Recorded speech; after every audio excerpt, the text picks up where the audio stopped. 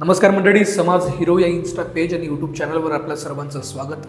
मंडळी, विधानसभेची निवडणूक पार पडली आणि महायुतीला मताधिक्य मिळालं.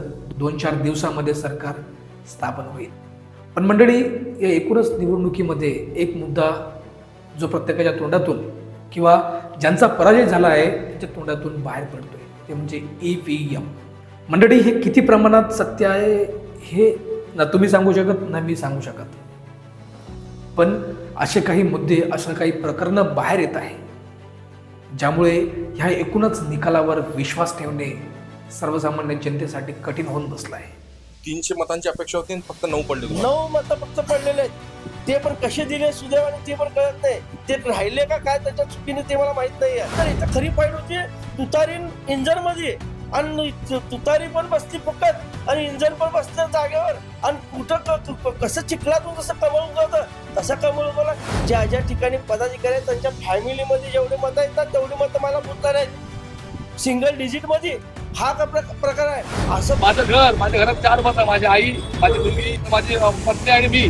तिथे आम्हाला काही ओळख पडतं. आणि आपल्या शिवसेने लोकांनी पण मनसेला मतदान केलं, ते मत गेले कुठे? म्हणजे माझ्या आईने किंवा माझ्या पत्नीने किंवा माझ्या मुलीने मला मतदान केलं नाही, मी स्वतः मतदान केलं नाही. इलेक्शन बंद करून टाका. पिछे संताप आलेले बंद करा इलेक्शन. दरवर्षी हे होणार असेल ना तर अजिबात गरज नाही. त्या मशीला 3 सीट असतात, एका मशीला एकच सीट होतं. Let the people know what is going on here. एकूणच या निकालाचा विचार केला तर आपल्याला 2-3 गोष्टी या मनाजोग्या किंवा पटण्यासारख्या दिसत नाही आहे.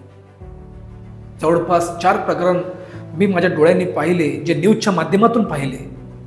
अपक्ष उमेदवाराला त्यांचे स्वतःचे मत सुद्धा पडलेले नाही आहे. मग याला काय म्हणता येईल? याला हॅकिंग म्हणता येईल, याला घोटाळा म्हणता येईल, की त्यांनी स्वतःला मत दिले नाही असं म्हणता येईल. महाविकास आघाडीच्या पराजित झालेल्या उमेदवारांना, बऱ्याच उमेदवाराला हे जो रिझल्ट लागला आहे हा रिझल्टच मान्य नाही आहे. त्यामुळे बऱ्याच उमेदवारांनी महाविकास आघाडीतर्फे काल सर्वोच्च न्यायालयाचा दरवाजा ठोठावला आणि सर्वोच्च न्यायालयाने कशा पद्धतीने त्याला उत्तर दिलं हे सुद्धा आपण सर्वांनी पाहिलं असेल.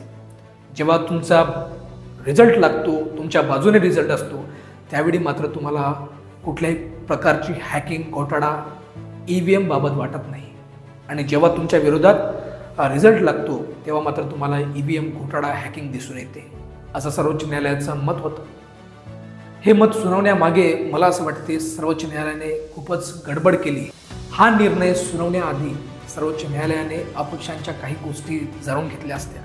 ज्या लोकांना कमी प्रमाणात वोट मिळाले त्या एकूणच गोष्टीचा विचार केला असता. मंडळी, जेव्हा एखादा मर्डरची केस आपण पाहतो, त्या मर्डरचा निकाल लागण्यासाठी मर्डरचं पूर्ण आयुष्य चालत जाते. ज्या विधिमंडळात कायदे बनतात, जनतेचा विचार होतो, त्या संबंधीचे निर्णय घेतले जातात, त्या विधिमंडळात बसणाऱ्या लोकांविषयी सर्वोच्च न्यायालयाने एकदा तरी विचार करायला पाहिजे होता.